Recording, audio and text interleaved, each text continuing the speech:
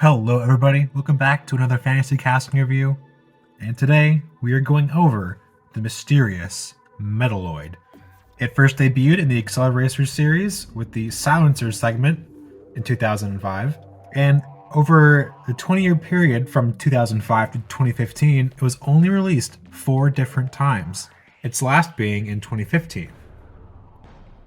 It is an original design by Harold Belker, and the name Metaloid refers to an element with properties between metal and non-metal.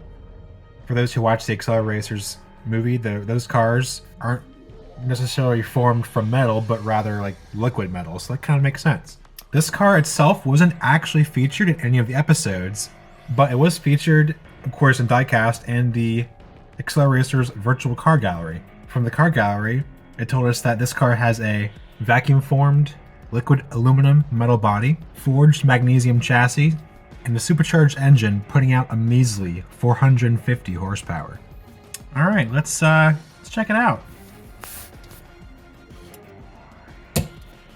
Now, as you can see by the just the look of this car, it's pretty strange. Just the silhouette looks weird. Like, what is this supposed to be? Right? You can kind of get all the other Acceleracers Silencers cars over here.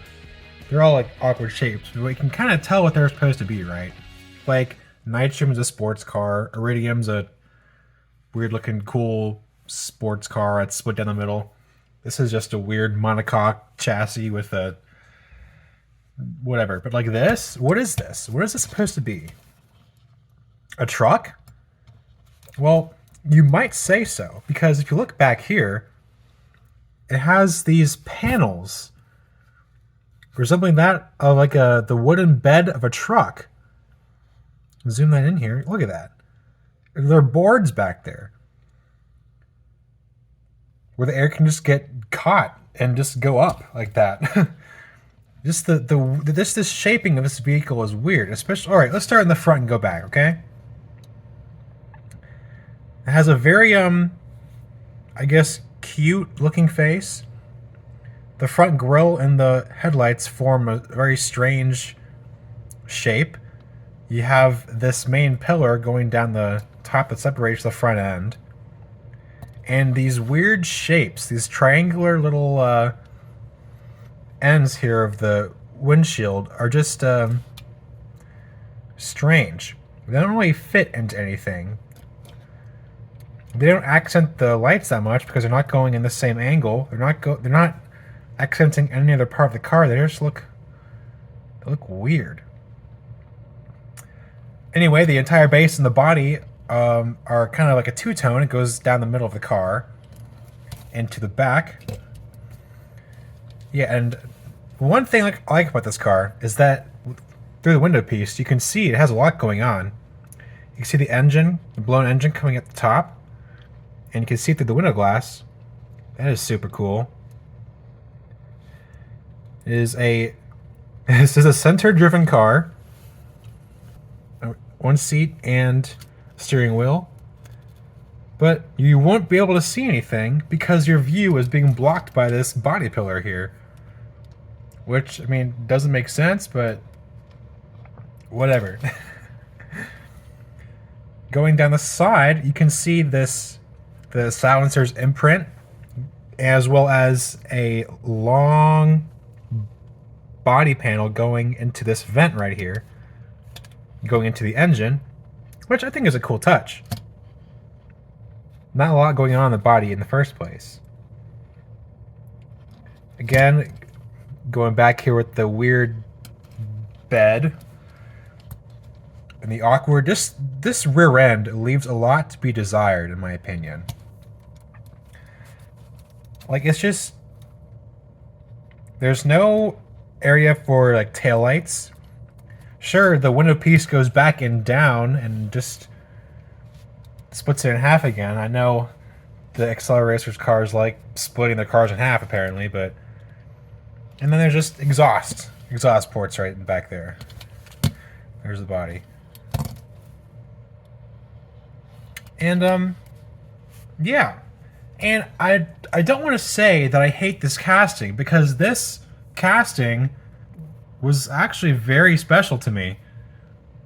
If we can get out this car, this is the car from my childhood that I had from the Meteor Mayhem set. I got that for Christmas way back when. And like, I don't know about you guys and like your headcanon when you're playing with your cars when you're little, but like there's like always a hero car or something that you like more out of the other cars. This was that car for me. I just thought it was super cool. It rolled very well. This is the Track Stars. Does it have the look? Yep, right there. And I always thought it was cool. And I love it. But looking at it now from like a purely a review perspective, this is such an oddly shaped car with no lines that really like make sense. Besides, I guess like the sloping cab and maybe the side body panel here going to the vent. But if I could change some things, here's what I would change. Okay, I would first of all get rid of this weird like triangular shape in the window. It doesn't make sense. We're gonna smooth that out, and we're gonna change the headlights up a bit so it will be more like pushed out and cover more real estate at the front end. Maybe get rid of this. It's so weird. This rear deck is so awkward. Like there's just, I can see like the air just like getting trapped in there. It's not even acting like a spoiler. Well, I guess it would be acting like a spoiler, but just so weird. I'd probably take those off, like the ends off, and kind of like sand it down so it looks more like a fin. You know what I mean? And have this more flush. I don't know, maybe add like another like stacked exhausts going up, or maybe to the side. No, it won't fit to the side. Yeah, it'll just go up. Okay, I'll give you this. This was that, an intercooler back there? Seeing that through the glass? That's cool. That's cool. Yeah, but it just, this car doesn't necessarily like fit in. Like you see these cars, yeah. But then there's just that thing. Like, I don't know. Do you guys agree? Like, let me know, because I might just be going insane. But Metaloid is just, it's just an interesting car. What do I rate this? God, what do I rate this? I don't know. I'll just rate it. I'll rate it an 8.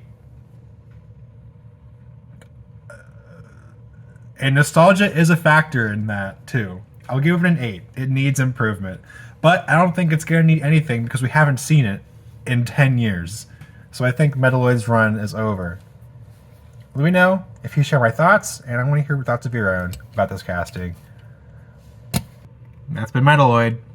See you in the next video.